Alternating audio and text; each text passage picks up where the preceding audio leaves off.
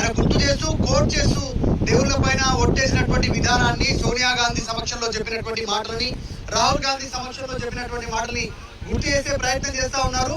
అసలు ఎన్నికల ముందు డిసెంబర్ 9 నాటికి 40,000 కోట్ల రూపాయల రైతు రుణమాఫీ చేస్తామని చెప్పారు ఏకకాలంలో. కానీ ప్రస్తుతం ఏం చేస్తా ఉన్నారు, ఎంత రుణమాఫీ చేశారు, తర్వాత 40,000 కోట్లు చేస్తామన్నటువంటి రేవంత్ రెడ్డి అది ఒకనొక సందర్భంలో తర్వాత పార్లమెంట్ ఎన్నికల వరకు కొనసాగింది. పార్లమెంట్ ఎన్నికల తర్వాత 31,000 కోట్లు రుణమాఫీ చేస్తామన్నారు. ఇప్పుడు చేసిందేమో 17,000 కోట్ల రుణమాఫీ. అసలు మొత్తం కటాఫ్ పెడుతూ తగ్గించుకుంటూ రైతులను మోసం చేస్తూ చేసింది ఇది రుణమాఫీయే కాదు. నేను మొదటి నుంచి చెప్తున్నాను, ఇప్పటికీ రాజీనామాకు సిద్ధంగా ఉన్నాను.